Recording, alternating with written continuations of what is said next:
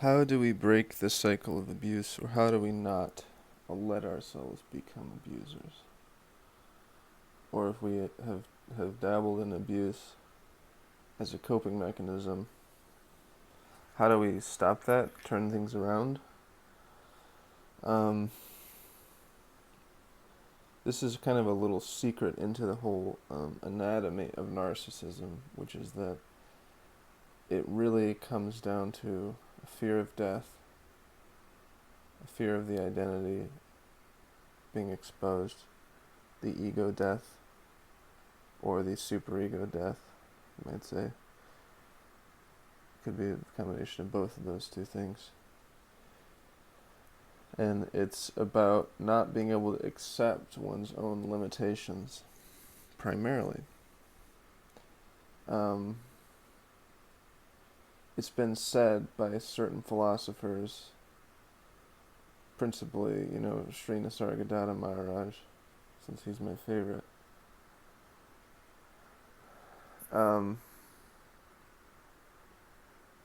that the fear of death is actually, ironically or paradoxically, what drives the need that people have to destroy or be destructive towards other humans. It's almost like we feel like if we can prove that we have this power to destroy someone else, that gives us the ability to become immortal in some form. And we never have to give up our identity. And that applies to countries or empires as well, since they're nothing more than an extension, obviously, of the human perspective or ego. They can't be anything else other than that because they're built by humans. So, behind the narcissistic facade is a deep, deep sense of fear and dread about losing one's core identity, which is the false self, about death in a literal sense, meaning the end of one's life, about accepting one's limitations, meaning being framed in a way that isn't grandiose, being seen as being normal, being seen as being like everyone else, and then even beyond that, the fear of not being able to leave a legacy after you die, meaning I came to Earth and I didn't blow everyone's mind, so that's a problem. What do I do about that? I constantly build myself up and build up this grandiose identity, and I do it partly by minimizing other people and taking their energy away from them to give it to myself. So, to get past this pattern, and if you've been abused, it must be said that you're more likely probably to abuse others. Not necessarily, though. But if you feel that you may be dangerously close to that, the point is, you have to accept that you're limited. You have to accept that you're human on that level of human identity. As the self, as the soul, as the Atman, you're beyond limitations. But on this level of human identity, you have a finite lifespan, you have a finite set of abilities, you are going to your life will be a mixture of failures and victories, and there's nothing wrong with that, and there's nothing wrong with being human and being flawed.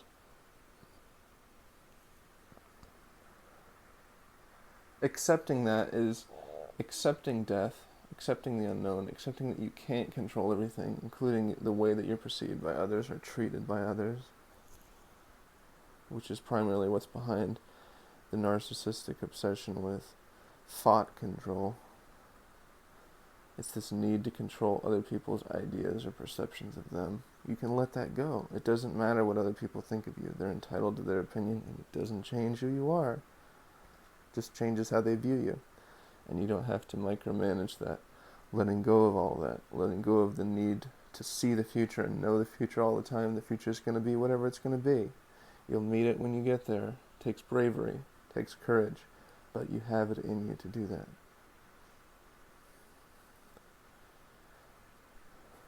And lastly, if there's any way to get beyond narcissism permanently and finally, it is to adopt an Advaita life philosophy of witnessing consciousness and letting go of attachments to what you see and perceive that you find in the content of your mind.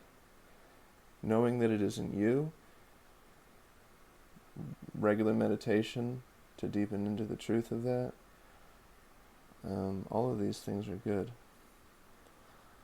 We talk about psychedelic experiences as being one way out of narcissistic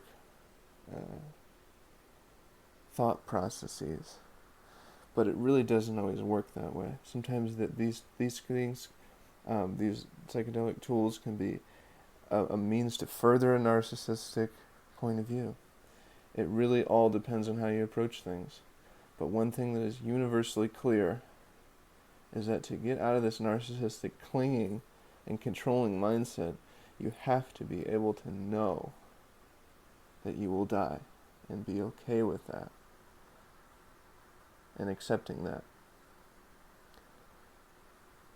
which takes a great deal of bravery. But I think if you're watching this video, I think you're up to the task, and I wish you luck in it. I believe you can succeed, and you can win your life beyond this false identity, beyond the veil of all this abuse, stepping into the truth of genuine experience. I hope that you'll try it. Peace.